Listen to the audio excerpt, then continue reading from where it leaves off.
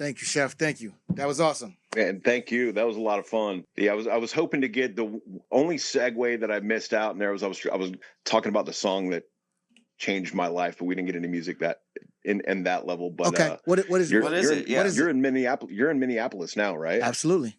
Yeah. So like Minneapolis is one of my favorite hip hop scenes. You know, Slug and Ant Yep. and Brother Ali and Prof and Yep. So Brother Ali, Uncle Sam, Goddamn is the song that changed my life as a white man. Welcome to the United Snakes, land of the thief, home of the slave. Bloodshed, genocide, rape, and fraud, written to the pages of the law, good Lord. So talk to me about the Brother Ali song. Talk to me about. Yeah, man. Have you got into him much? Oh yeah. Oh, for sure. Yeah. Dude, no, Uncle Sam, Goddamn. I mean, like when that whole track is just, and I play it for everybody. Yeah. Like it's just one of those. You want to know where my head's at? That's where my head's at. Yeah. You know, it's like, I was raised not good. You know, I was raised by loving good people. My grandmother was a very sweet, loving person, but she was racist as shit. I mean, think about it. She was born in, the 19-teens or 1920 or whatever, Jim Crow South. Like, I offer no excuse to being molded into your environment, but I mean, even Bruce Lee said, it's like you're like water, man. You get poured into the glass. It's right, exactly. You're there, It's like, but I mean, me going into the military at age 17 and being thrust into these, multiracial units and peer groups and things like that, it changed everything, and it's just a big part of this the new project that I'm working on now is called The Sins of Our Grandmothers. And it's really kind of deep diving into that, having, it's not about mom because we didn't listen to mom, like we didn't listen to dad, like, but grandma, we listened to grandma, like that was, and I know she wasn't trying to do it out of spite. And like in Seeds, I even kind of touched on that innocent racism, and I know from a black man's point of view, that may be just like an idiotic statement, but from a white Southern dude's point of view, it's like, man, this shit we were born into it, but we're trying to change that. Y'all know it takes a special track to do this. I'm on my P's and Q's, dripping sauce. It's just the fluid, it's the chef. I'm here to remind y'all I'm sick with it. My name is stuff that's hot. It's ubiquitous, meaning it's one and the same, simple and plain. I'm all about my paper, the bacon, cheddar, and pain. I got these lanes running for the border. The talented Mr. Porter, keep it flowing like it's water. But here we go, there we go, creeping to a low speed. Is it him and his friend sitting in the nosebleeds? Play it cool, he ain't special just cause he's on TV. Everybody's hands up, acting like they know me.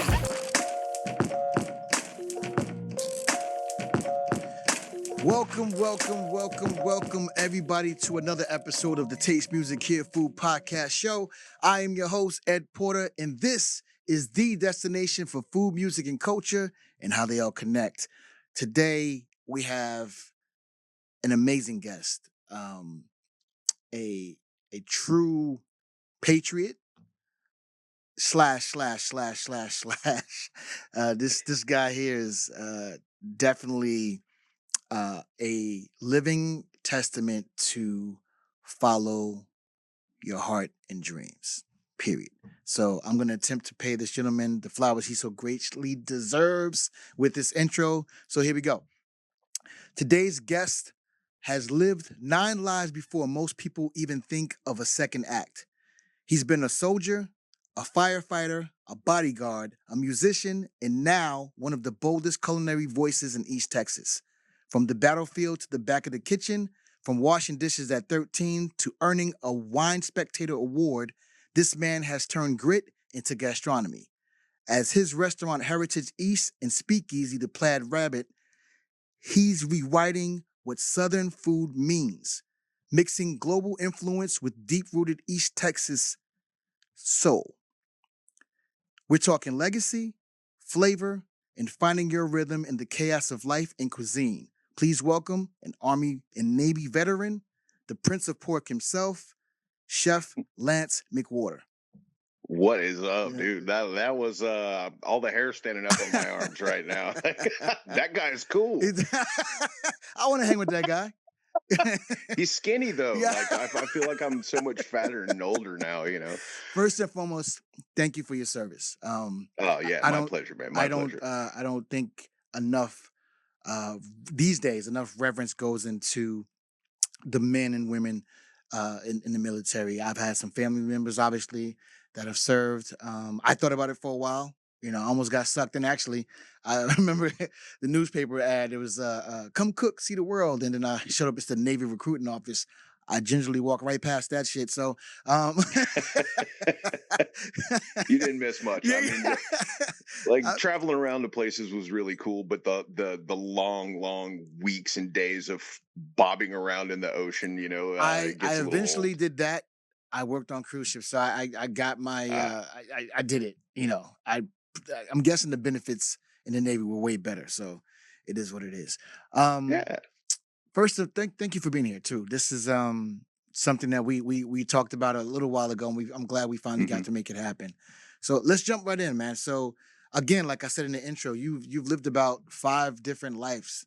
Um, you know, and then you came back to actually making food your calling card.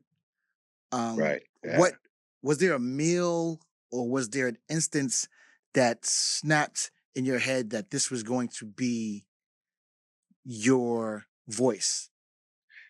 Yeah, kinda. It's kind of cooking was always my jam. I always loved it.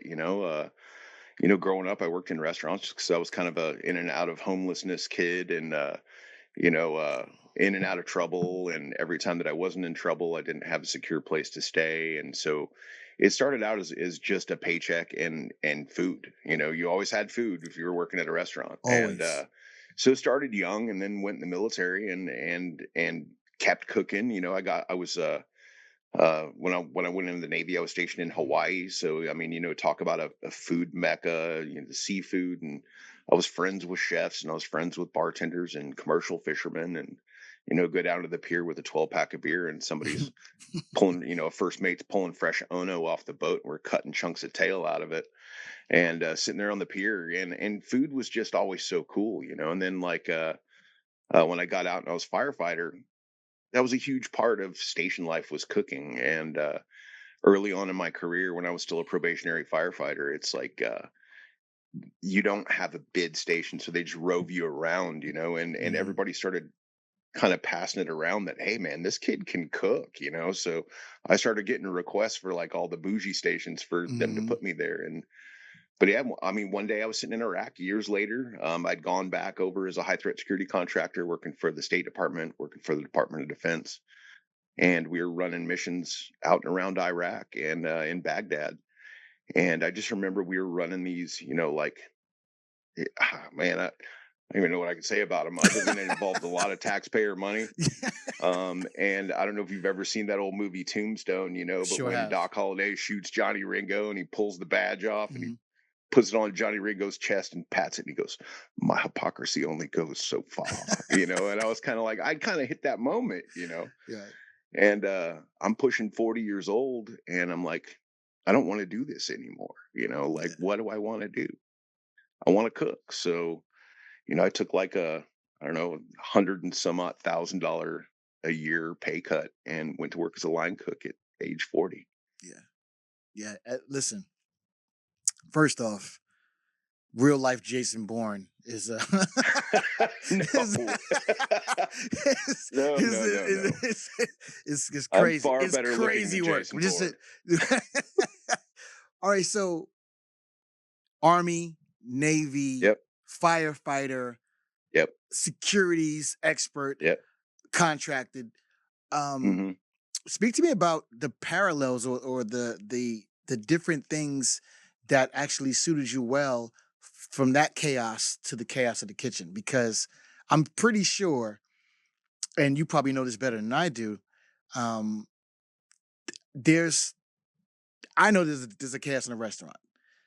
There's got to be some sort of things that you are better suited at to be able to deal with those stresses. Again, we're not curing cancer.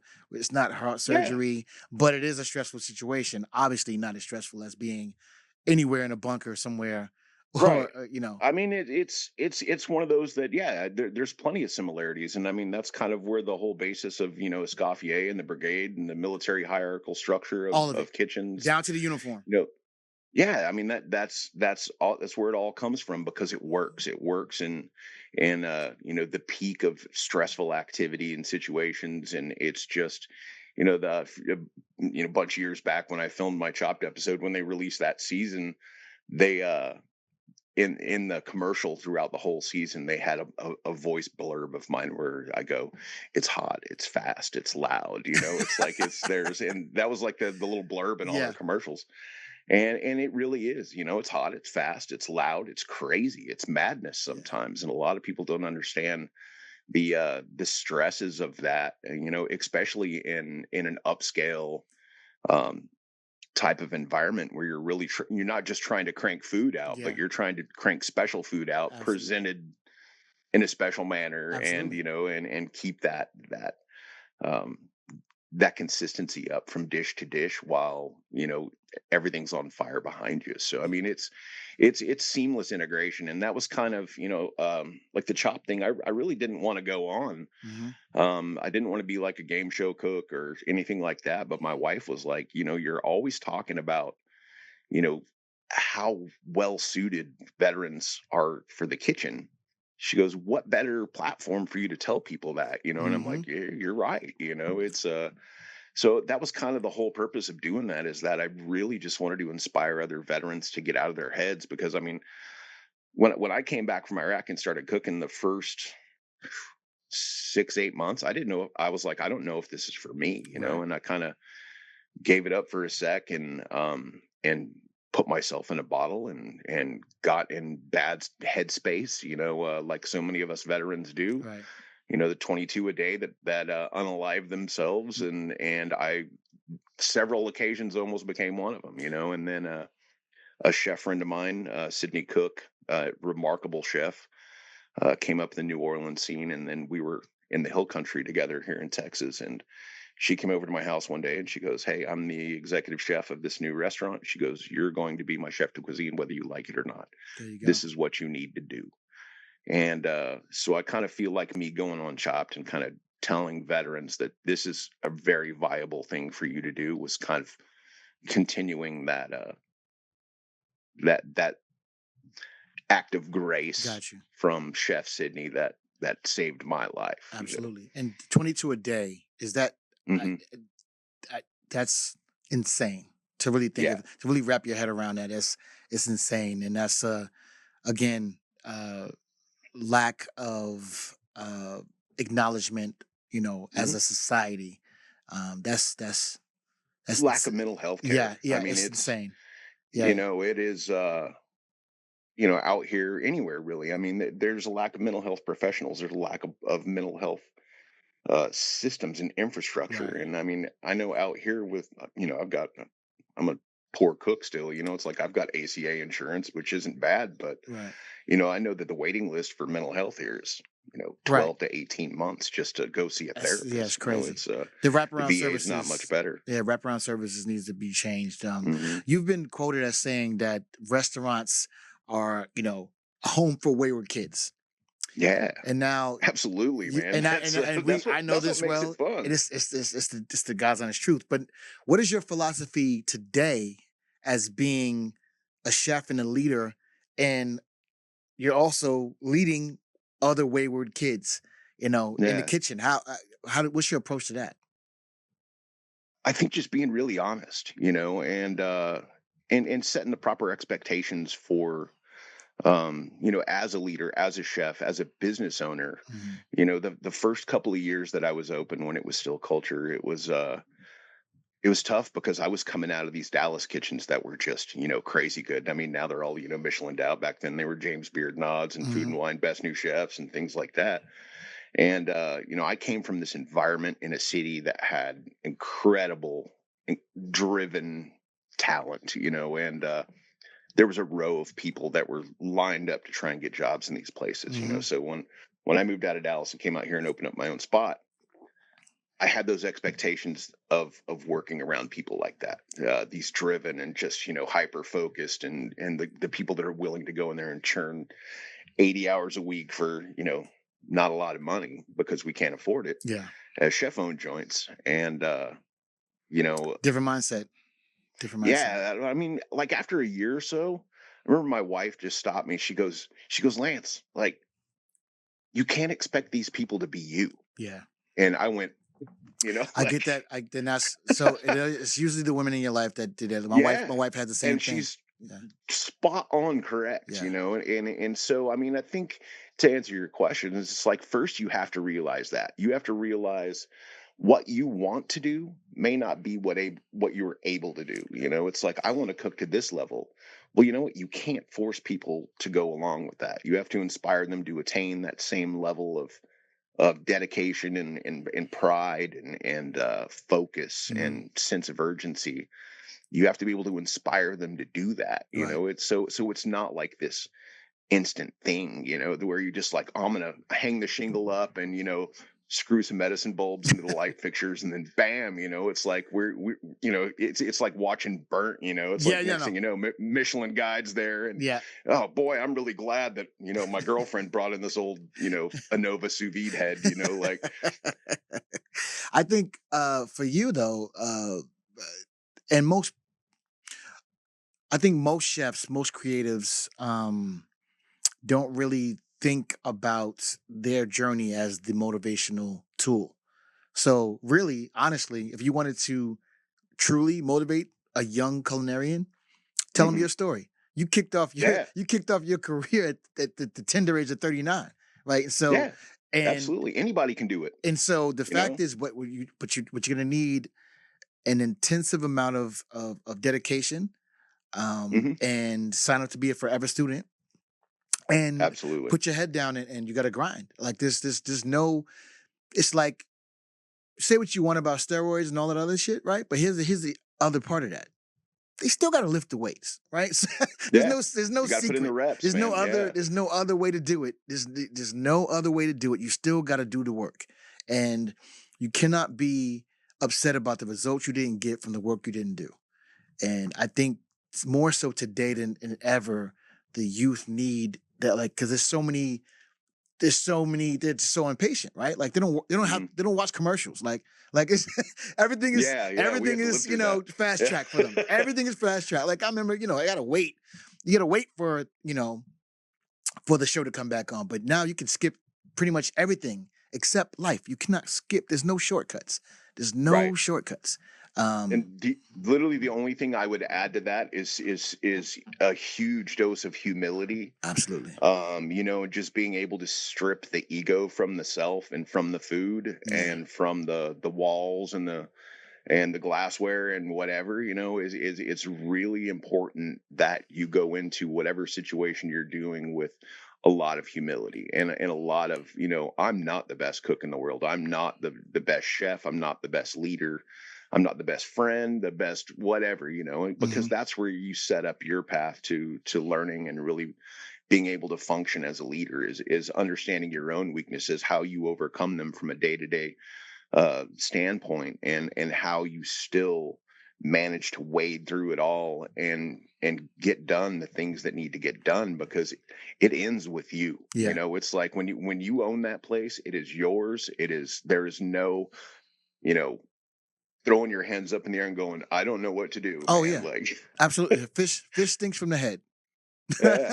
and that's just what it is. All right, right about now, we're gonna play a little game called One's Gotta Go. All right, let's do it. Okay, so in this, I'm gonna give you 3 options of a question. You gotta just pick one to eliminate. Very simple. Very simple. All right, so easy. This one. Which track leaves the kitchen playlist for you? All right. Prince's Purple Rain, Metallica's Enter Sandman, or Outkast's So Fresh, So Clean? So Fresh, So Clean by a mile. I'm a hip hop head, man. That's my music. Oh, no. Which one gotta go? Oh, which one got to Oh go? yeah. See, then you thought it was that easy. Sandman. Yeah, Okay. Sandman. Okay. All right. Yeah, Cool. yeah. Sandman's got to go. Prince is the goat Yeah. of all music, Understood. of all time. So yeah, no. So I gotta also preface this that you're also a musician too. So Yeah. So that's Guitar player. yeah. I know I didn't Yeah. list that in the epitaph of stuff that you did, but you're also a musician. All right. Yeah. What sound could you live without? The sizzle of cast iron, the pop of vinyl, or the hum of a service at full throttle? They're all sweet sounds to me. I think I would have to get rid of hum of service, like because that's kind of the only one to me that's droning. The sizzle of cast iron is like the hum of service kind of drags time out. Yeah. You know, the sizzle of cast iron is kind of like, all right, let's go. You know, and now it's starting. Some fire's going to spit up, and the pop of vinyl is something great to come. You know, I mean, that's like when that, you know, that Audio Technica needle hits the record. It's just like you get that. Absolutely. Oh, there's no Like, sweeter sound. Yeah. And then what a lot of people don't understand that's not in the industry. A lot of the cooking that we do is by sound, feel, and touch. So like we know certain things are getting close to a certain point based on how, you know, audibly they sound. All right. Okay. Which East Texas flavor could you live without? No love lost. Pittsburgh peaches, noonday sweet onions, or homegrown okra from Tyler? Oh man. Yeah, I know. I would give it, like, if I give up noonday onions, I can get regular ass onions, right? Yeah, but they don't taste the same. Yeah, I know. But if I had to give up one of those, it would be noonday onions. Okay. Although noonday onions are dope, man. Like they're really amazing. Really good. They're fucking amazing. Yeah. And those peaches are non-negotiable. Though, non-negotiable. Yeah. I've got all my peaches come from a farm in Winona. Oh, cool. And so it's just north of here, not quite as far as Pittsburgh, but their peaches are killer too, just absolutely amazing. And the guy grows like what do you call it?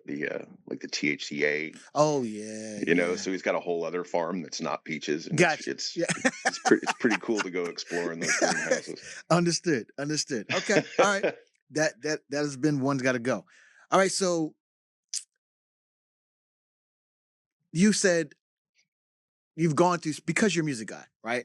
Mm-hmm. And you said everything in your restaurant is pretty much set to a soundtrack.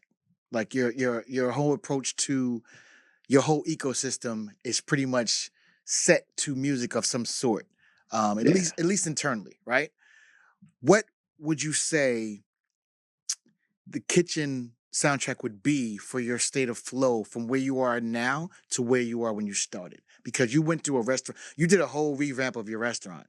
I did a complete concept shift after year 5. Exactly. Like I was just like, and you were it's time. And you were a thriving restaurant that did that. Yeah, so it wasn't it was great. And so there was nothing wrong with it. Yeah. It was not broke. Had to fix it. You know, so what would you say from then to now would be that narrating soundtrack for your restaurant concept? Well, it's open kitchen, you know. So I mean, it's whatever they're listening to in the dining room is what we listen to in the kitchen. So I mean, it's even better. Usually a little louder. Okay, so it's usually a little louder. So I mean, it's a true soundtrack. Like I play what I want to listen to, and you know, all my employees will tell you that the quickest way to get fired is to put country on my radio. Like that's it. That's a deal breaker. Like you're like Padma walks in from the dish pit and it's like, please take your knives and go. You know Okay, but, so what is a typical Thursday night sound like?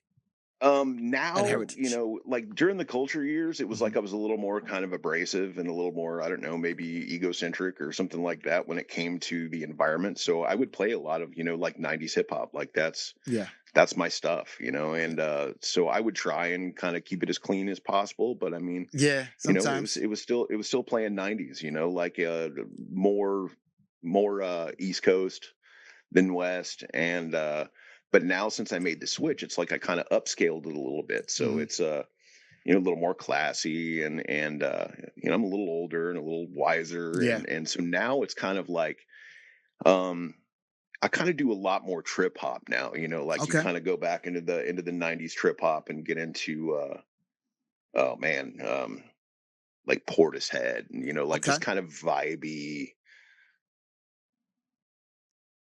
I get. just kind of. I think that's awesome. And we talked before about, and we're gonna get into a little more about why the switch and the change, Hmm. and all those things come about. But when you're building flavor, would you say that currently at Heritage, you're composing your food and the all around vibe of the experience more so like is it more jazz, is it more improvisational, is it more feeling driven, more about the rhythm? What is the pulse of why? It's kind of all of those things, Okay. and it's really spontaneous, but it's really kind of memory driven from the few childhood memories that I have that were good. Mhm. Um, you know, cooking with my grandmother and my great grandmother, just so the vibe when we're creating something new is really improvisational. It's like I'll have a farmer say I have this, or I just see a product and I'm like, "Ah, I want to I'm going to do something with this, or like right now it's fall and I haven't made a post with this dish yet, but I just told my sous chef Dylan Sexton, I was just like, Dylan, I kind of had this idea like delicata squash is coming up and I want Mhm. to hollow one out and stuff it with something, and usually it's a one and done. Like we'll just come up with something and just throw it on the menu. Like we don't do a lot of development it's for it's dishes. It's very like I hip kind hop. of feel like when you get into that, just you see Grand Acats with the notepad and the whiteboard, Yeah. and they're breaking things down to the like I can't do that. Yeah. It's like I don't think I have the available RAM left in my head. It's been bonked on it too many times, but Yeah. it's just very improvisational. So I mean, it's and to me that's indicative of cooking from the heart, and Absolutely. that's kind of emulating like grandma's cooking, Yeah. and so we did this delicata squash, and this was the only one that in recent history that we changed something in, because originally I'm like, oh, I've got these lentils that have been laying around, I'm gonna stuff it with lentils and some Yeah. Benton's, aged ham, and Yep. I'm doing an aligote out of Anson Mills Johnny Redcorn grits Mm. and Gruyere. So like the traditional potato aligote where you're scooping the cheese out of the pot tableside. I mean, we're doing that with grits and Gruyere, and we wound up stuffing it with Faro Verde instead. So I'm it not was just you know uh yeah. I'm not trying to be just a hungry. wild I'm dish, not man. trying to be hungry, but you are hell bent. You're hell bent on It's making me good, dude. hungry. Like it turned out really good. it Like I was sounds it surprised, sounds very good. and Sounds extremely good.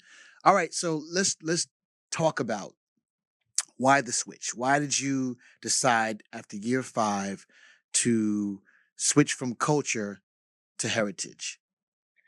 it was a long time coming, man. I mean, it's Culture ETX, which is Culture East Texas, and when I first opened up, I think one of the first reviews that I ever got, it was like some guy like, boy, yeah, I don't know what this guy's talking about. He goes, this sure ain't ETX culture. This isn't East Texas culture. This is something else. And I'm like, kind of exactly, man. Like I'm kind of bringing some other stuff and smashing it together, like the point and it's, um, but it really was. It was culture was a mashup Right. of all the places that I traveled, and I've been to like 40 something countries, and I've never stepped foot in Europe or the UK.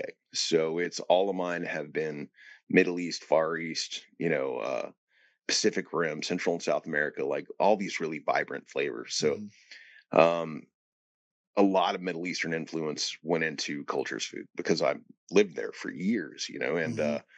um, it just kind of, I won't say it got old, but it's just there was some. It wasn't my story, and I think it's like when you hit that point as a chef, and like when you start really getting creative and you start getting into your jam, and you always hear these like, 3-star Michelin dudes, you always hear Keller and all these guys going, it's about telling your story, man. It's Mhm. like it's not about you know was it Marco Pierre White said, it's not about putting dots and Yeah. lines on a plate. Yeah. It's about treating the food. Mother Nature is the true artist, and it's Absolutely. just I kind of got into that vibe, and we were coming up on the 5th year anniversary which was August of last year. And I was kind of, I won't say I was kind of burned out, maybe a little, but I was just like, dude, it's so expensive to do this restaurant. Like you can see in that video that's playing now, it's like, it's so small. I have 10 tables inside. I have 6 patio tables that I'm lucky to fill, except for a few times a year because of weather. Mm-hmm. And I'm like, I could turn this place into a grilled cheese sandwich restaurant, with a speakeasy bar in the back, and make 1,000 times more money than I make now. Yeah. It's like, I kind of thought about going that route, Mm-hmm. and just kind of that's not really selling out, but I mean, it's just kind of a smart business decision, I guess, and, but me being me, I can't have that. Yeah. So, there was a lot of buzz last year. I mean, there was people that were reaching out that kind of built me back up, and I just went, all right, cool. I'm like, I announced we're going to completely change the whole thing. And we did the decor, the paint, the ceiling, we went from QRs to regular menus, and um, just went this East Texas centric food. And to me, that was that was my family story. Right. The family that I had, the summers that I remember as a kid were in Athens, which is right next door to Tyler. Um, and this was just always home. This was always the taste of home. It's my earliest memories of cooking were in my great grandmother's farmhouse here in Athens. And I think it's just my story found me, Right. Yeah. eventually, Yeah. and I found myself really wanting to explore local ingredients and explore those dishes that were so simple, Right. and trying to elevate those. Got you. So in doing that, and again, I was fortunate enough to read your essay, Hmm. Seeds. Um, while you were on this journey to really dig deep into, the foods that you find the most comforting and near and dear to your heart. Talk to me about, that discovery and what led you Yeah. to really decide to be a beacon of light and one of just spreading information. Because the one thing I think, as even as culinarians, most of us are not too ingrained in to the history and knowledge of even the things that we touch on a daily basis or know the Right. true origin. So Yeah, and that was kind of like a collaboration between my old life, because I was usually like the intel guy on our teams when I was in Iraq, so I was always doing all the research and the Jason mapping and Bourne, then this and yeah, that. it's Jason Bourne. No, not that kind of intel. Like, I mean, like the boring stuff, and sitting in front of a computer in some nerdy office somewhere. But I mean, I always loved, history and research Right. and writing. I love to write, but it's just tough for me to get my brain to be quiet long enough to put thoughts on paper. So yeah, that the essay that you mentioned is called Seeds, and it's like a chef's journey to discover the roots of East Texas cuisine. And um, there's a lot that went on there. It's we had just done Heritage. We've been going for a few months, and it was really going well. And out in Atlanta, Georgia, they had it was like a writers' conference, kind of media mission, where they had invited the Texas Visitors Board to select 5 cities from the state, and then they selected a chef from each one of those cities to go out and represent their region. And they tried to get really distinct regions, and East Texas is definitely that. It is so completely opposite to the rest of Texas's food. But there was God, Lance Eaker was out there from Fredericksburg, like barbecue. Chef Nicola Black from San Antonio, who's absolutely amazing. It was a good time, and but I was on my way out there, and I knew it was going to be like a 5-station kind of round table where you'd have a group of 4 or 5 food writers or travel writers that would go from station to station. So I knew I had to give a pitch like 5 different times, and I was like, man, I made like smoked. It's like smoked and then beer braised lamb shoulder with red beans and rice. Like, it's this really kind of epic sleeper dish that's on the menu. Mhm.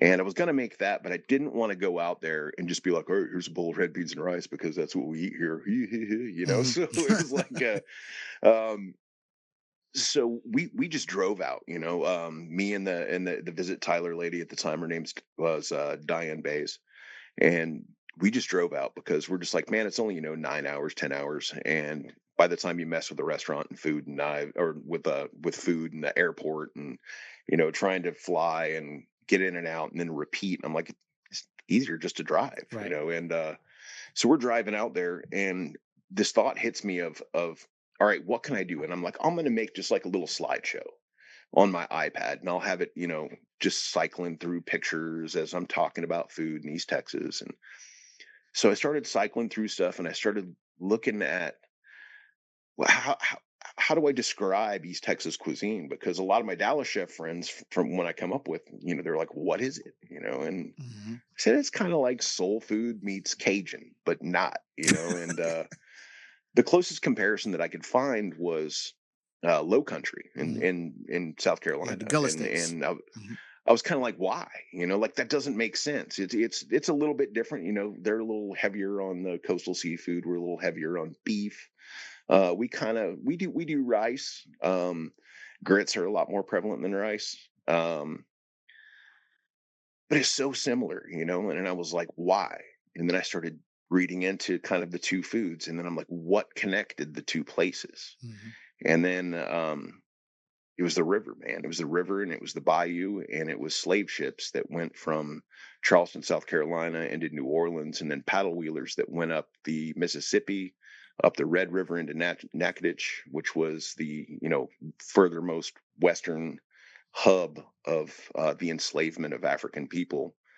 And then there was a very far inland western port in the port town of Jefferson, which is not far from here, and in Shreveport.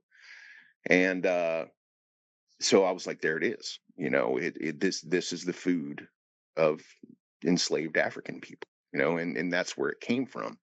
And I really started digging into that, and I started looking for stories and looking for more connections and the connections of the food. So I went back and I watched a couple old episodes that I had remembered. The Mind of a Chef, Anthony Bourdain's Mhm. produced show that he did for PBS years ago.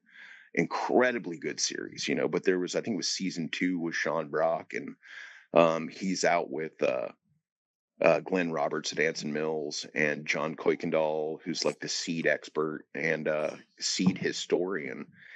And they're talking about the origin of all these foods that we eat. For them it was the Low Country, but for us it was the same thing: the Mhm. okra, the peas, Mhm. the The collards, the greens, yeah. yams, the every single thing. And then so I started reading how did the food travel, and that's where the seeds name came from. Is it was all about the seed. I wanted to find the seeds. Right. And I discovered these stories of people that are being stripped from their homes. And this shit chokes me up, but they would braid the seeds into their hair, Yeah. like imagine that being the one thing that you grab. Yeah. Is that seed? They're coming to get you. What am I gonna get? Shit, I'm getting a gun, man. Like, screw this, but imagine that being your people's identity to the point of if you had one thing to grab, it would be your family's seeds. And they made it all the way here, Yeah. It's deep. No, it's a very uh, it's very deep. And it is.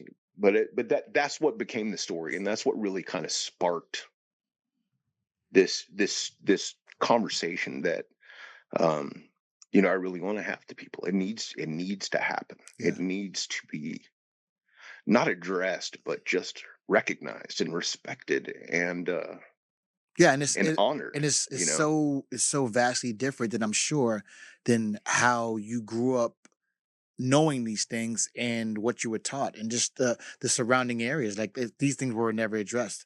I'm sure. Right. Um, how did your inner sanctum, your inner circle, your wife, your team? How did they handle the switch? And They did it work right away? Hey, Was this did you roll yeah, right there was no into? choice. Yeah, Yeah, there yeah. was. Man, we did the switch, and I wish I could just get Dylan, my sous chef, on the phone right now. Yeah, the switch, man. It was we switched on a Friday, which was probably not a good idea, but I'm not known for my epic decisions. Um yeah, dude, Friday afternoon after lunch service, the sign people came in with their razors and Mm. stripped all the old stickers off the glass and put up the new ones. All the QR codes came off the tables, and Did you even make an announcement, or you just did it? yeah. No, well, I didn't announce when we were going to do it, Oh, but you know but it was coming. Okay. yeah, the people knew it was coming. They just didn't know when we were going to drop it. Okay.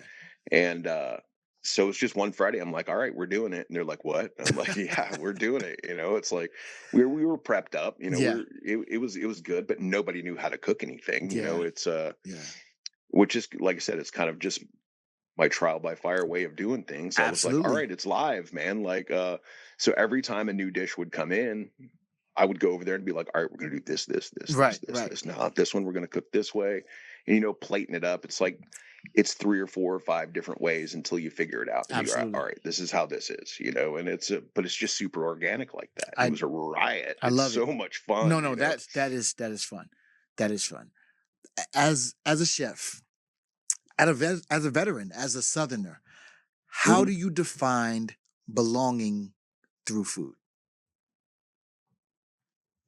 Mm. You didn't know it was going to be Oh some deep. You man, didn't know it was going to be yeah, some deep questions, huh? You didn't. You, no, that's a good one. Yeah. Like finding your belonging. I mean, it's one of those things. You have to have reached a point in your life where you can be honest with yourself, and you really have to look past the traditional execution and the minutia of detail that goes into everything, and you have to go with your heart, or you have to go with your memories. And one of the things that we did, one of the kind of newer dishes is I do this. It's called C&D on the menu, and it's ricotta gnocchi dumpling. And then it's like just like your regular chicken and dumplings mix, local chicken and mirepoix and like velouté and all that. But Mhm. when Mama made that, it's like it was boiling chicken in water, put in a scoop of flour, and she's making dumplings by hand, and the veggies in there were always undercooked. Like Mhm. that's just grandma's Yeah. chicken and dumplings. Like when you eat it, it's gonna be like crunch, crunch, Right. crunch, crunch. Like that onion's undercooked. Yeah. And I remember the first time that we ever made it, I looked at Dylan was on pans, and I looked at Dylan and I go, undercook the veg. Yeah. And he's like, what? I go, undercook the veg. I'm like, just, we're not going for soft. We're Yeah. going for a little translucent, like they need to be done, Right. but That's it. undercook them. Nothing more. Yeah. And so he undercooked them, and we ate it, and every single one of us, like, This is it. that's it, Yeah. And I think to answer your question, it's kind of being able to do things like that, like that it's not necessarily the right way, but it's invoking that emotional response, that ratatouille moment, where the food writer goes, well, no. So it's but he's a little kid in the window. It's a lot like it's. I liken it to music, right? So there's a lot of times in jazz where the notes of the chords are actually not right. They're off. They're sharp, right, or whatever the case may be. But it's more about the feeling. So we're going for feeling, not and less about being technically sound. Everybody Absolutely. can play notes, right? But can you evoke feeling? And that emotional connection to food and music are just that. Like when you have that is the secret sauce. If you can I connect, think so. Yeah. When It sounds cliche, but I mean, it is. That secret sauce is love. It's emotion. Yep. It's sharing your memory with others through this Absolutely. medium that is beautiful and delicious. Right. Like I'm like, oh my God, did I just quote Fancy Chef? Beautiful Hopefully, and delicious. beautiful and delicious. Beautiful and delicious. He's gonna sue me. Yes, beautiful and delicious. That's hilarious. Oh my God. All right, Brent's never gonna let me live that one down. No. Brent's gonna be all over you for that. Let's talk Texas bucket list, because I'm gonna do something. I'm gonna do something because I know a guy like you is not too high on too much of this. So I'm gonna do it for you. All right. So best bite of the season. which is not a small feat. Yeah, that was cool. That's so like, cool. That's so cool. Yeah, it was fun, man. Like that was it was a shock, you know. I never thought. I mean, I never thought that we'd take the whole thing. You know, it's what was the secret of that dish? Was it love? Was it smoke? Yeah, or pure it's a pork stubbornness? chop, Was it something bro. It's a pork chop.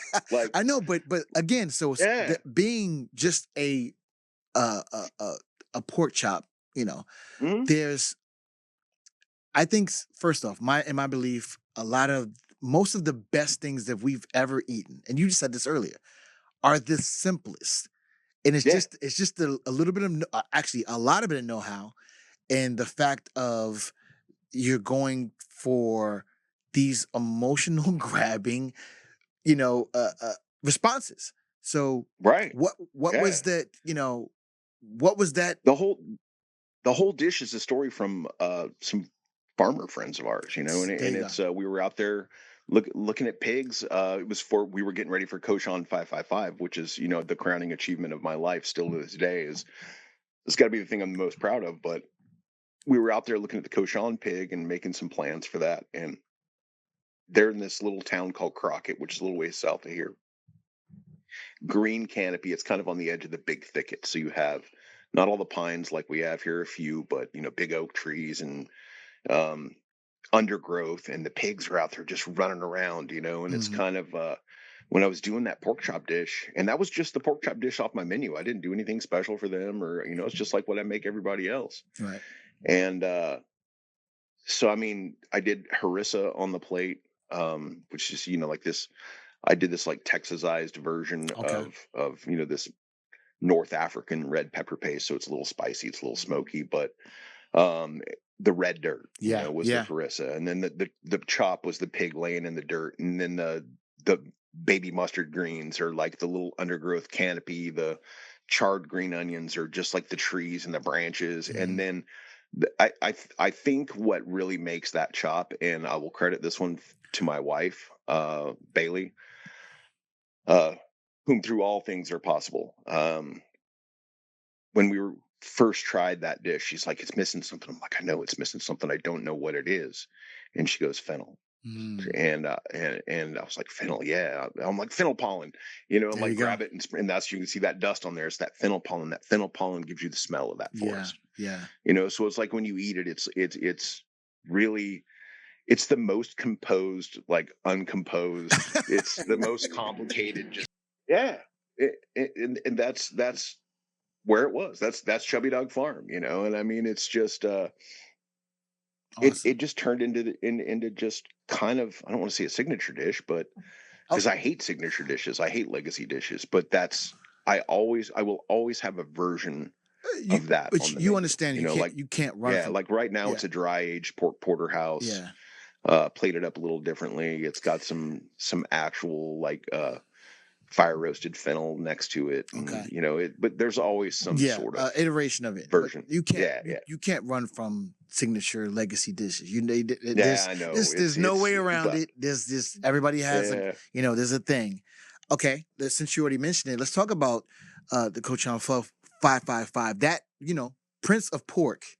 Is that's another huge deal. And I'm the last one. Look at that. Like that's because COVID killed it. Yeah. That was the end of Koshan 555, and restaurant had been open 6 months. Man, that's me breaking down the Koshan pig. Yeah, the Koshan. So that it's a beautiful pork to work with. Yeah, that pig was a red wattle and Mangalitsa cross by Chubby Dog Farms, Karen and Calvin. The farmers, amazing people, amazing pork, and it's for the people out there. Speak to them. Tell them what Koshan pork is. Yeah, Koshan was this like traveling. I think they did 9 different cities throughout the U.S., and it was 5 chefs at each stop, and each one of you gets a 200-pound pig from a local farm, and you have to create, I think it was 6 different dishes for the judges. Then you had to have at least 2 to feed. I think it's like 600 to 800 people that attended. And you can do extra stuff if you want, but but yeah, I mean, it's just nose to tail, you know. Yeah. So we were utilizing everything. I made like katsubushi out of the heart, you know, like salt box cured it and then dehydrated it and was grating it over stuff like with a microplane, and made a relish out of the pig head. We were just doing, you know, I did Hamel and Persier jalapeno corn dogs, you know, that, you know, I'll never forget after I won, you know, it's like John Tisar, who's the legendary chef of Knife and, you know, of course, you know, Top Chef. And Anthony Bourdain's old chef back in the day. He's the one that I believe gave him the name Flacco. But I just remember he texted me and he's just like, "Congratulations, chef." And then he goes, "That corn dog," you know? By the way, listen, the corn dog. Yeah, but I mean that competition was so special to me because, you know, I'd been in the Dallas scene. Dallas was one of the stops. You know, there's only 45 chefs a year that get to do this in the whole country, and it kind of seemed to me that you got a one and done. Like you got a shot, and then you did. You know, very few people got a second invite, and usually those people were tied to the facility that it was being held at or whatever. But when I was at FT33, which is a legendary restaurant in Dallas, absolutely my favorite place I've ever worked in my life, under Matt McAllister, you know, Food and Wine Best New Chef, dope chef. Yeah. We did a prep up for Koshan there. And then the next year I had moved on to Machalayo, which is Chef David Uger, who's the chef of Lucia. Another kick-ass and restaurant. he won it that year. And so I came in after Koshan had already ended and was helping him prep up for Grand Koshan, which is in Chicago, where it's, you know, the top 9, or, you know, the 9 prince or princesses of pork go to compete for, you know, the title. And yeah, so I mean, it's just Koshan was just always this just legendary event, and those who knew about it just knew the gravity behind it, and the awareness that it raised for, you know, small farms and nose to tail cooking and zero waste, and just, you know, really doing amazing things with beautiful animals and beautiful people. So that was just, you know, like I said, I won that. That was, I think, February of 22, or no, it was 20. February of 20, because the restaurant was about 6 months old. I had already worked myself into the hospital, and I just got out of a 4-day kick because I put myself into atrial fibrillation because, you know, I was telling you earlier that it took me a while to realize that all these people weren't like me. You know, so it's just, you know, but my blood pressure was always up, and I was just always like, you know, just stressed out. Yeah, let's sprinkle a little pork fat on top of that now. Yeah, a little fennel pollen. Like it's but no, I had to go to the hospital. They put the patches on me. They shock you. Like I always tell everybody, I'm like, they hit Control Alt Delete.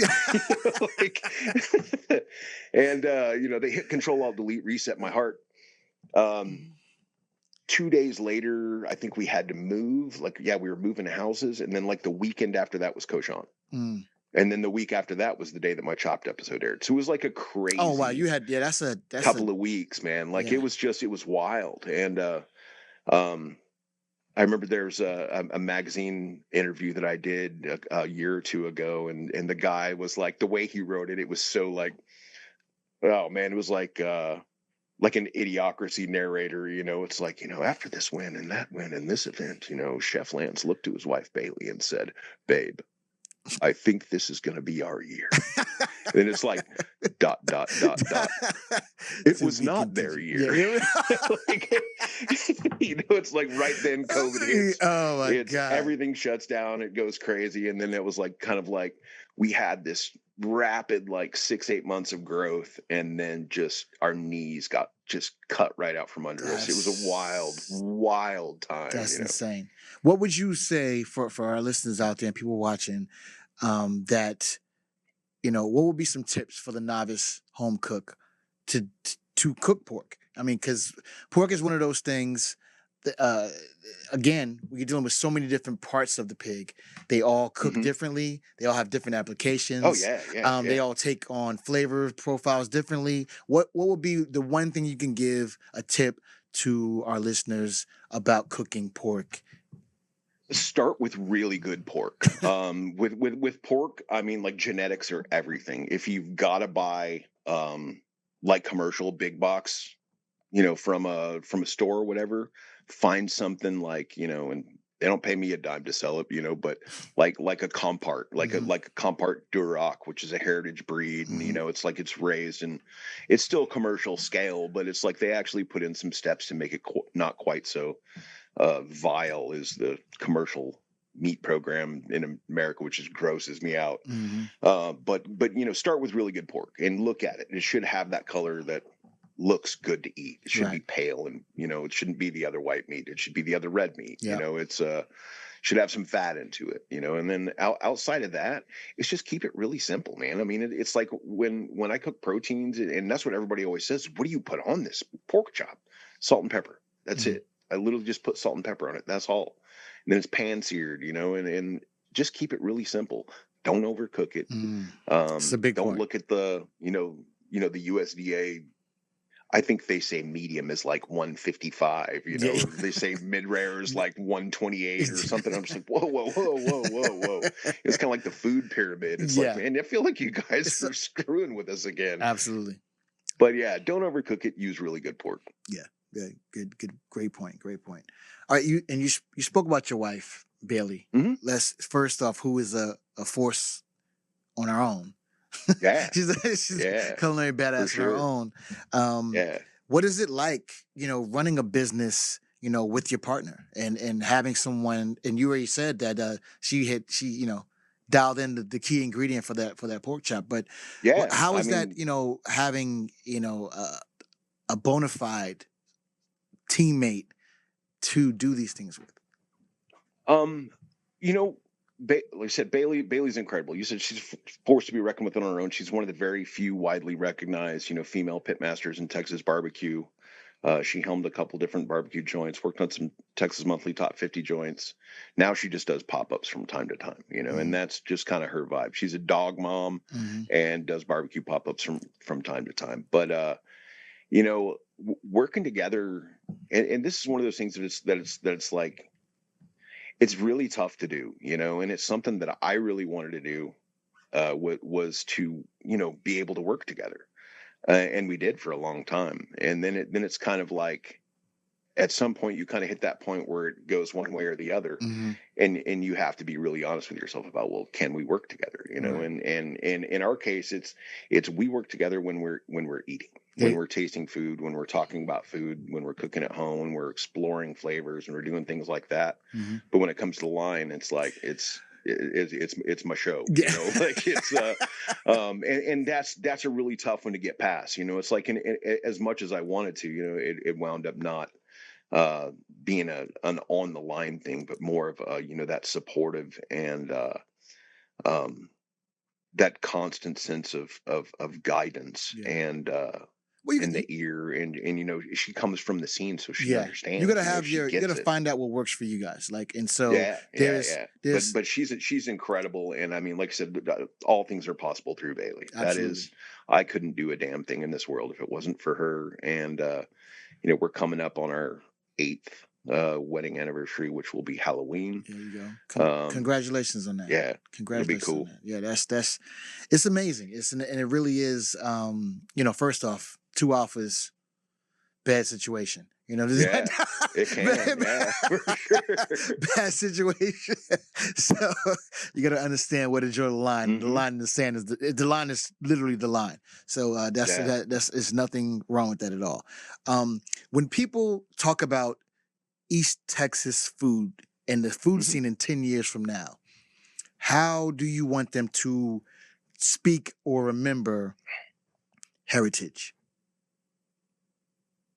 I think just being the first guy to speak up for it, like it's kind of having that voice of where it comes from, and just being the first guy to say, hey, this is a real thing. It's because it's a very distinct cuisine. It's a very distinct type of food and flavors, and it's familiar to a lot, but it's it's different, and I think it will grow, and that's kind of one of the things, opening up in Tyler was, I wanted to bring something out here that was different. I wanted to bring something out here that was kind of big city-ish, but still like home, and now that it's grown into that, I'd like to inspire more people to come out here, and that's... I'm coming.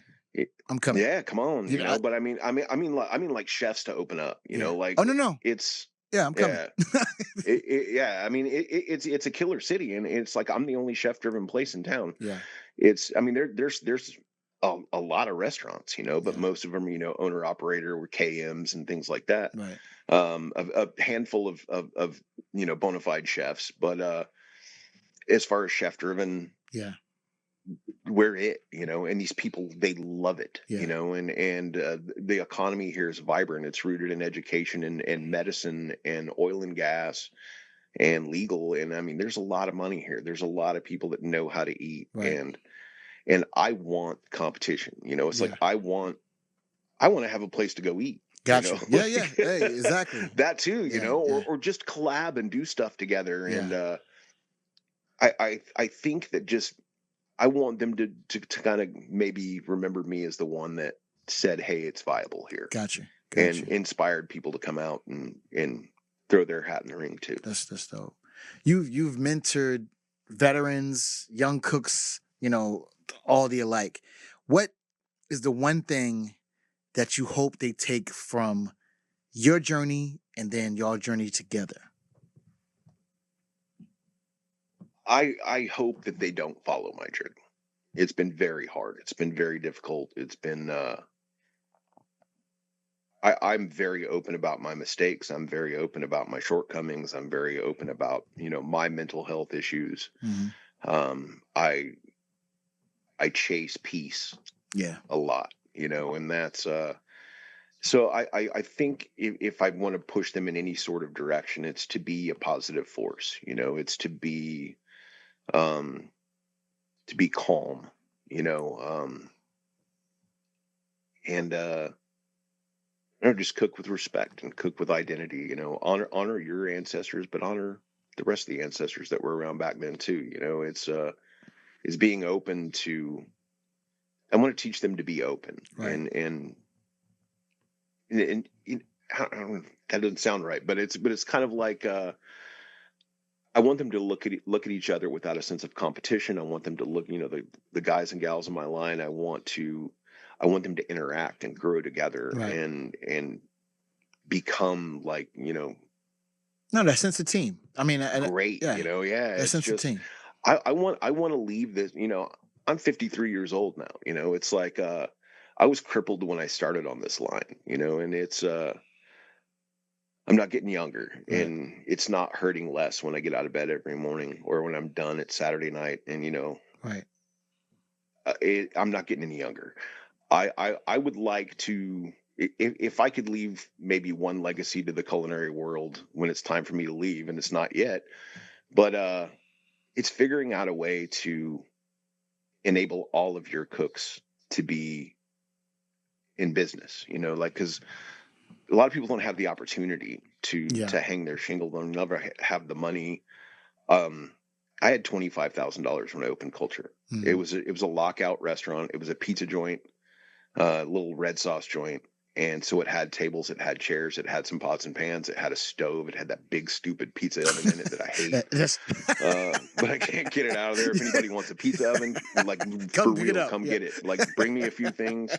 You got to forklift it from the street. That's all. You got to pull the glass out the wall. But you know, so I had 25,000 cash. The day we opened, I had $92 left in the checking account. 92. Yeah. You know, like, don't do it that way. You know, it's like I don't know how many people could have survived. Yeah.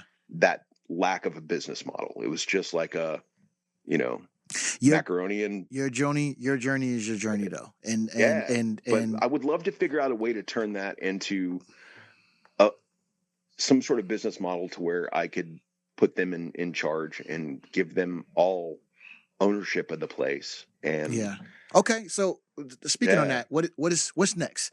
Is it expansion? Is it storytelling about the experience, or are you truly looking to, you know, pass the proverbial torch to the next in line? I've still got a few years left in me, you know, so it's we're actively working on opening another restaurant. It's called Tresoro, which is like just kind of a mashup play on the French and Spanish and Italian ways of saying treasure. Mm-hmm. Kind of this Middle Eastern, Mediterranean vibe restaurant that it's gonna allow me to get that Mediterranean fix that I came from, living in the Middle East like I did. It'll be, that kind of very Middle Eastern centric with Right. a little dash of this, a little dash of that. And you're So also just, creating your own competition. You said there's none down here. yeah, I'll that make too, it. and remember I told you about Chef Sydney, who was my first, like exec who pulled me out and made me stay in this career path. She's going to be the general manager of it. Very cool. And my old sous chef, who I introduced to her, and they are now married, Maddie, he was my sous chef, and he worked with me 3 different restaurants coming up. Mm-hmm. And he's going to be the CDC of it. Very so cool. it's kind of, we're keeping that in the family, and that's kind of the same deal. It's like, I want to that. get that. I want to get it up. I want to get it going. Yeah. Get it rocking and pass it on. Like it's, I'm in a position to where I can open that place. Right. They may never be in that position to open that place. Yeah. So what greater gift could I possibly do for the person that not only kept me in this business, but kept me alive? Right. Than try and get them in there and get them set up and pass it on. That's and amazing. And give them that ownership. I mean, it's also one of those things like, man, you better be careful what you wish for. Absolutely. Like, because when it's yours, it's a whole different thing, But I think that there's so many people that I think that happens more than the industry says it does. Mm-hmm. I feel like, there's quite a few restaurants that have come from that, and they're multi-generational, not in a nepotistic way, but in a professional way, where it's like you find those 1 or 2 or 3 of your employees, and it moves on to them and it continues on. Yeah. And I think it does happen. It's just you don't hear about it a lot. Yeah, no, that's very cool. Very cool. All right, before I let you go, we're gonna play a little game. It's the lightning round. All right, lightning. Okay, this one's pretty simple. I'm just gonna give you, I'll ask a question or say a phrase, and you just tell me the first thing that pops into your mind. All right? No pressure. Let's do it. All right. Biscuits or cornbread? Cornbread. I hate you. You said cornbread. Everybody heard, right? Cornbread for sure. Okay. Yeah. All right, good. Whiskey neat or on the rocks? Rocks. Cool. Big rock. Large format. Exactly. There we go. Big rock. Dream collab chef, dead or alive? God. This one will weird you out. BJ Dennis. Damn. Yeah. One of my all-time favorites. Just I really want to cook and just hang out and talk with that guy. Oh, yeah, I would love. That'd be amazing. Yeah. That'd be dope. Yeah, film it all. Yeah, for real. Okay. One ingredient you'll never compromise on.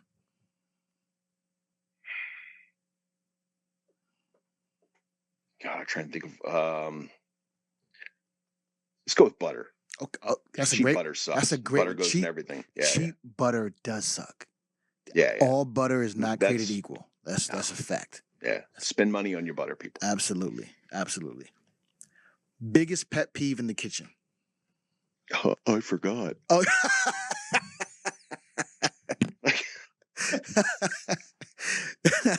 That's a good one. or my favorate employee, Noah. Mm-hmm. Noah Body. Yeah, no. Who did this? Nobody. It wasn't me. Not me, chef. Not me. Old Noah. Yeah, old Noah. Good old Noah. Okay, smell that reminds you of home.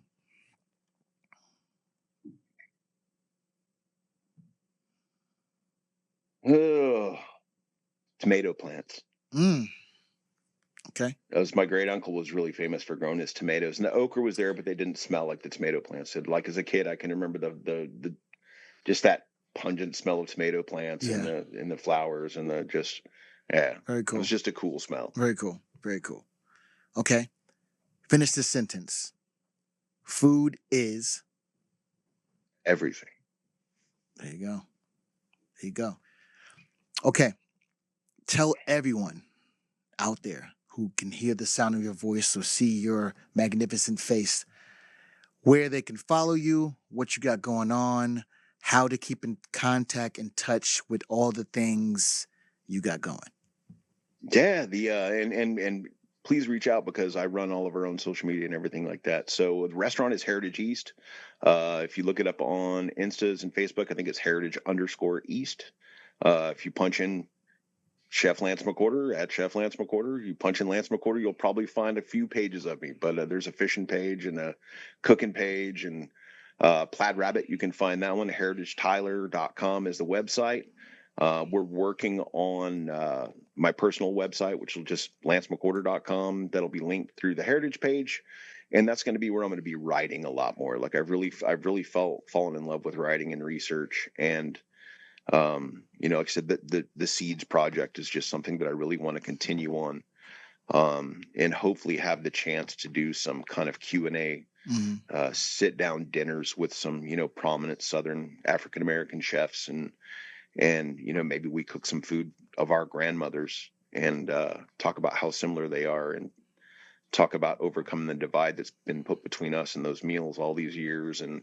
And so keep an eye on the website, because that's what we're working on right now, is some you'll be able to read some of my stuff. And awesome. And yeah, because writing it's been a really cool release, and it's been a really cool way to get thoughts out of my head that I usually have a tough time doing. And I just want a world that everybody loves each other. And, that's, I guess the older you get, the more, yeah, no, I mean, the more you get that way. You're just continuing, in a different form, what you're already doing. So, food is the ultimate unifier, along with music as well. And so documenting it, the words will last longer than the plate. Right. Or either one of us. Exactly. Yeah, I mean, it will outlive us all. And so that to me is an important facet of storytelling. And that those are the new seeds. Yeah.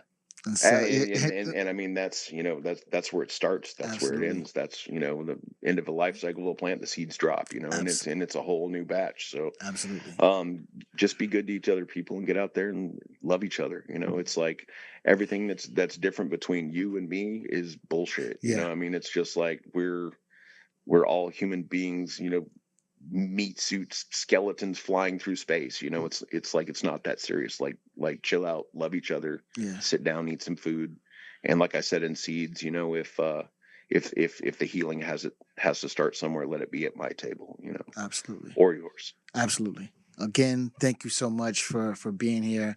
We're going to talk offline. We got so much stuff to do, so much. And I'm definitely coming to see you for sure.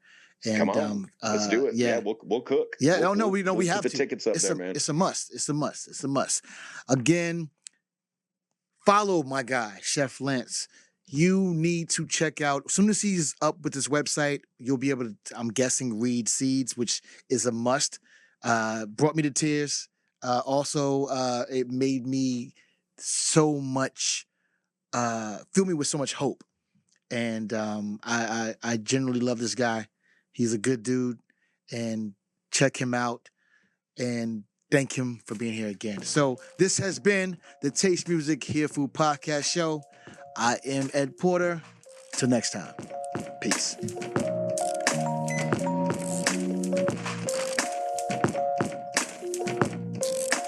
MBC. No relation to NBC.